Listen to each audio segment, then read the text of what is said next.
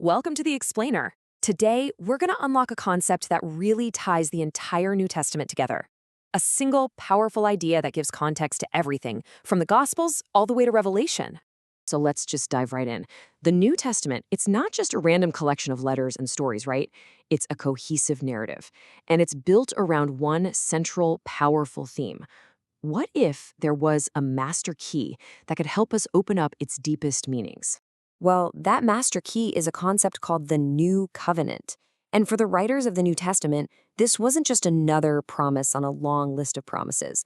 Oh no, this was the grand culmination of everything God had been working towards for centuries. And here's the really crucial point.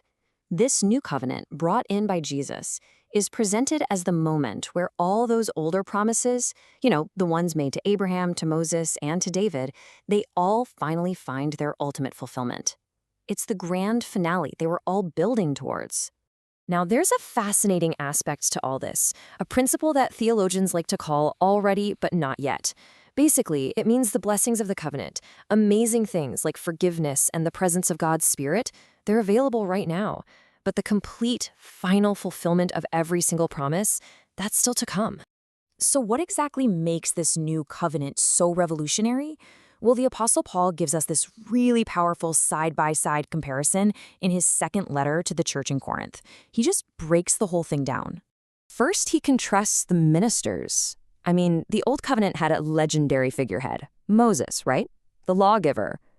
Paul then turns around and positions himself and the other apostles as ministers of something entirely new. And this just brilliantly illustrates the change in the medium itself. The Old Covenant was an external code, famously engraved on stone tablets. But the New Covenant, it's internal. It's not written on stone anymore, but on the hearts of people, and it's powered by the Spirit. And this all leads to the most critical difference, the outcome. Paul argues that the old letter of the law, because no one could ever keep it perfectly, ultimately led to condemnation. It kills. But the new covenant, through the Spirit, brings life. It brings true transformation from the inside out. Yeah, that phrase, the Spirit gives life, it isn't just some nice-sounding platitude. It is the very engine of the new covenant. It's the power source. It's what makes the whole thing work. According to Paul, the evidence for this new reality isn't found in a list of rules that people are trying to follow.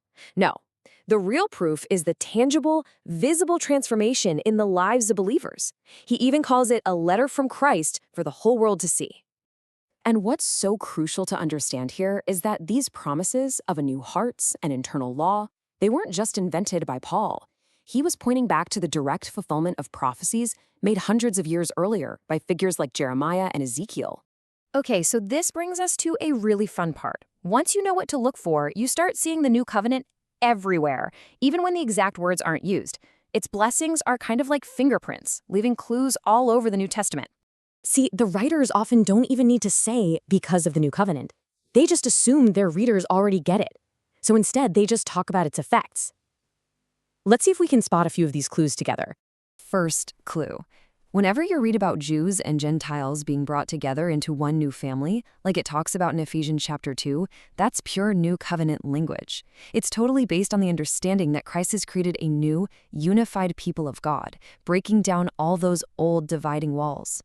Second clue, the constant central theme of forgiveness of sins through the death of Jesus. Well, that's a direct echo of the prophet Jeremiah's promise for the new covenant, that God would remember their sins no more.